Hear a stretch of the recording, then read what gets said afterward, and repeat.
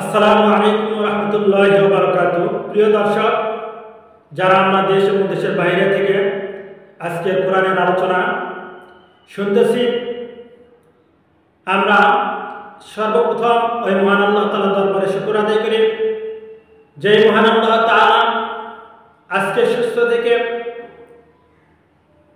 কোরআনের আলোচনা শোনার তৌফিক দান করছেন। সেই মহান আল্লাহ তাআলার দরবারে সবাই শুকর আদায় করি, সবাই বলি আলহামদুলিল্লাহ।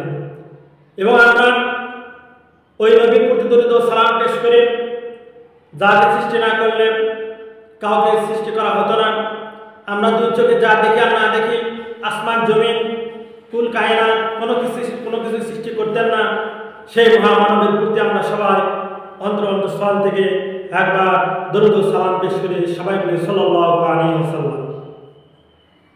প্রিয় দর্শক, আজকের আলোচনা পবিত্র কালামুল্লাহ শরীফের শুরুতে মহান আল্লাহ তাআলা বিসমিল্লাহ দ্বারা এই কোরআন শুরু করেছেন।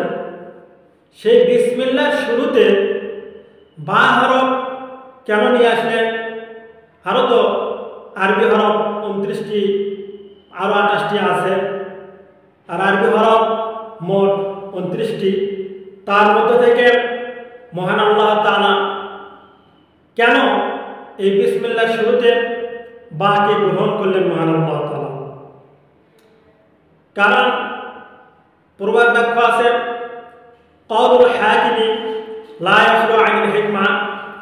জ্ঞানী ব্যক্তি, সাধারণত যারা জ্ঞানী ব্যক্তি, তারা প্রত্যেকটা কাজ যখন করে তার পিছনে হিকমত থাকে, রহস্য থাকে। আর মহান আল্লাহ তাআলা তারও সর্বাধিক সর্বশ্রেষ্ঠ হিকমতপূর্ণ আমাদের সৃষ্টিকর্তা। তাহলে তার প্রত্যেকটা কথার পিছনে, প্রত্যেকটা কাজের পিছনে অবশ্যই রহস্য লুকায়িত আছে। সেই বিষয়ে আজকে আমি আপনাদের সামনে আলোচনা করব। মহান আল্লাহ তাআলার হাবিব হযরত মুহাম্মদ সাল্লাল্লাহু আলাইহি ওয়াসাল্লাম বলেছেন, কুল্লু আমরিন জি বালিন লাম ইউবদা বিসমিল্লাহি ফাহুয়া আবতা আও আখতা। আল্লাহর হাবিব বলেছেন যে প্রত্যেকটা গুরুত্বপূর্ণ কাজের শুরুতে যদি বিসমিল্লাহ না বলা হয়, তাহলে সেই কাজটা অসম্পূর্ণ থেকে যায়, সেই কাজে কোনো সম্পূর্ণতা আসে না, সেই কাজে কোনো বরকত হয় না, সেই কাজে আরো শয়তান জড়িত হয়ে যায়। প্রিয় দর্শক, তাই আজকে আমরা এই বিসমিল্লাহ নিয়ে আলোচনা করব, বিসমিল্লাহর বা নিয়ে আলোচনা করব। মহান আল্লাহ তাআলা পবিত্র কালামুল্লাহ শুরুতে বিসমিল্লাহ নিয়ে আসলেন, আবার বিসমিল্লাহ শুরুতে বা হরফ নিয়ে আসলেন কি জন্য? এক নম্বর রহস্য নাম্বার 1, সেটা হলো মহান আল্লাহ তাআলা আমাদেরকে যখন সৃষ্টি করেছিলেন, রূহের জগতে যখন সমস্ত মানব জাতিকে সৃষ্টি করলেন, করার পরে যখন সব রূহ সৃষ্টি করলেন, করার পরে এই রূহের জগতে মহান আল্লাহ তাআলা এই মানব জাতির যেটা প্রথম কথা ছিল, তখন মহান আল্লাহ তাআলা বলেছিলেন, রূহ জাতিকে লক্ষ্য করে বলেছিলেন, আলাস্তু বিরাব্বিকুম, যে হে রূহ সকল, আমি কি তোমাদের প্রভু নয়? আলাস্তু বিরাব্বিকুম, আমি কি তোমাদের প্রভু নয়? তখন এই রূহের জগতে আমরা সবাই বলেছিলাম ক্বালু বালা, অর্থাৎ হে আল্লাহ, সত্যি আপনি আমাদের প্রভু, এখানে কোনো সন্দেহ নাই। মহান আল্লাহ তাআলা পবিত্র কালামুল্লাহ শরীফের শুরুতে বিসমিল্লাহ আনেন এবং বিসমিল্লাহ শুরুতে বা নিয়ে এসে মহান আল্লাহ তাআলা ওই দিকে ইঙ্গিত করলেন যে তোমাদের যখন প্রথম কথা ছিল রূহের জগতে ক্বালু বালা, অর্থাৎ বা হরফ দ্বারা তোমরা বলেছিলেন যে হ্যাঁ আপনি আমাদের প্রভু, তাহলে সেই দিকে স্মরণ করো। তোমরা যে কাজই করবা তাহলে প্রভুকে স্মরণ করতে হবে, সৃষ্টিকর্তাকে স্মরণ করতে হবে, আল্লাহকে সৃষ্টি করতে হবে। মহান আল্লাহ তাআলা সেই দিকে ইঙ্গিত করার জন্য বিসমিল্লাহর শুরুতে বা নিয়ে এসেছেন। আমার ভাইয়েরা, তাহলে এক নম্বর রহস্য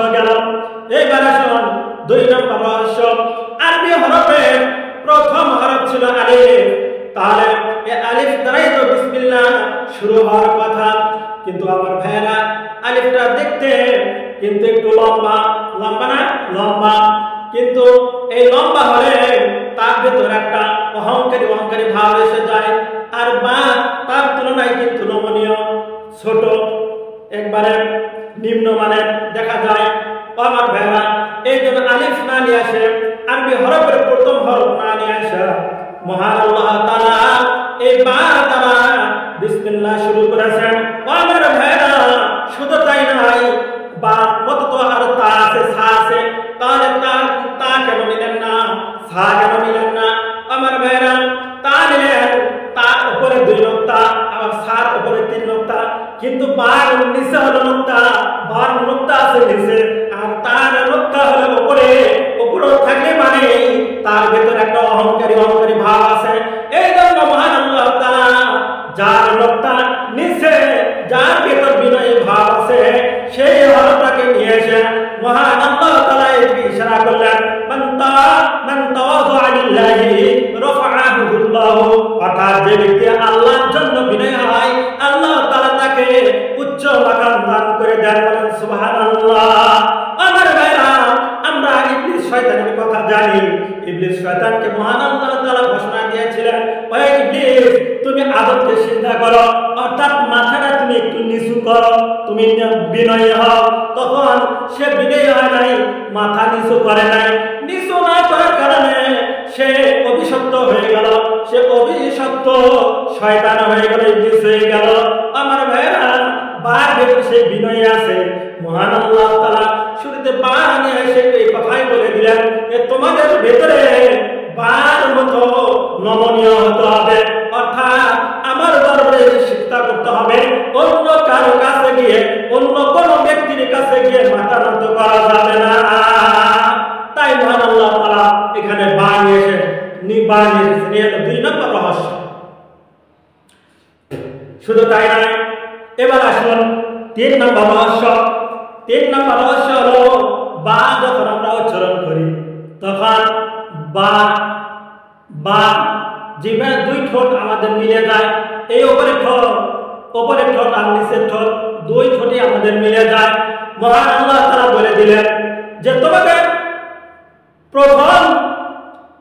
প্রথমে কথা আওয়াজ যে পায়, তার প্রথম হলো মুখ আছে, মুখের উপরে হলো ঠোঁট আছে।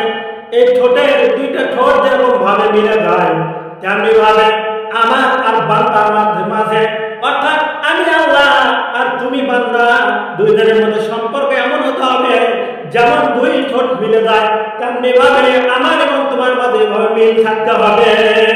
অর্থাৎ যে কোনো কাজ করতে গেলে আমার সাথে আমাকে স্মরণ করতে হবে, আমার নাম নিতে হবে। এই জন্য মহান আল্লাহ তাআলা 3 নম্বর রহস্য এটাই বলে দিলেন যে মিল থাকতে হবে, অর্থাৎ আমার সাথে মিল মহব্বত থাকতে হবে। এরপরে 4 নম্বর রহস্য হলো বা শব্দের অর্থ। বা শব্দের অর্থ হলো মিলিত হওয়া। প্রত্যেকটা হরফের অর্থ আছে। বা আরবি হরফের বা যে হরফ আছে, এই বা হরফের 11টি অর্থ আছে। তার মধ্যে একটি অর্থ হলো মিলিত হওয়া, মিল হওয়া, মিশে যাওয়া। মহান আল্লাহ তাআলা বা নিয়ে এসে এই কথাই বলে দিলেন যে শোনো, কোরআন শরীফের শুরুতে বা বিসমিল্লাহ এনেছি, এরপরে বিসমিল্লাহর শুরুতে বা নিয়ে এসেছি।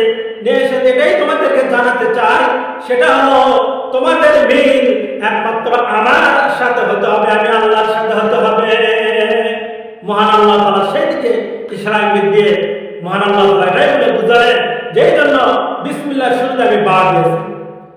শুধু তাই নয়, মহান আল্লাহ তাআলা আরো বুঝিয়েছেন যে শোনো, কোরআন শরীফের শুরুতে বিসমিল্লাহ আর বিসমিল্লাহর শুরুতে বা, তাহলে কোরআন শরীফের শুরুতে বা হলো। আর কোরআন শরীফের শেষ সূরা যেটা, সেটা হলো সূরা নাস। সূরা নাসের শেষ আয়াতের শেষ শব্দের শেষ হরফটি আছে হলো সিন। তাহলে 2টা হরফ যদি এক জায়গায় যুক্ত করা হয়, যোগ করা হয়, মিলানো হয়, তাহলে বা আর সিন 2টা মিলা হলো বাস। আর বাস মানে হলো যথেষ্ট। মহান আল্লাহ তাআলা জানিয়ে দিলেন, ওহে দুনিয়ার মানুষ, এই কোরআনের শুরুতে বা আর শেষে তোমাদের জীবনের শুরু থেকে নিয়ে শেষ পর্যন্ত মৃত্যু পর্যন্ত তোমাদের যা কিছু লাগবে সব কিছুই কোরআনের মধ্যে আছে। আর এই কোরআন যদি মেনে চলো তাহলে তোমাদের দুনিয়া এবং আখিরাতে উভয় জাহানে তোমরা শান্তি পাবে। আর তোমরা পরকালে তোমরা জান্নাতে যাবে। জান্নাতে যাওয়ার জন্য এই কোরআনই তোমাদের যথেষ্ট হয়ে যাবে। আমার ভাইরা, এই হলো বা রহস্য। আরো অনেক রহস্য আছে। আজকে আমি আপনাদের সামনে এই কয়েকটি রহস্য বলে দিলাম। আল্লাহ তাআলা আমাদেরকে প্রত্যেকটা কাজে বিসমিল্লাহ বলার তৌফিক দান করুন। এইগুলো আমার কথা শেষ করলাম। ওয়া আখিরু দাওয়ানা আলহামদুলিল্লাহি রাব্বিল আলামিন। আসসালামু আলাইকুম ওয়া রাহমাতুল্লাহি ওয়া বারাকাতুহু।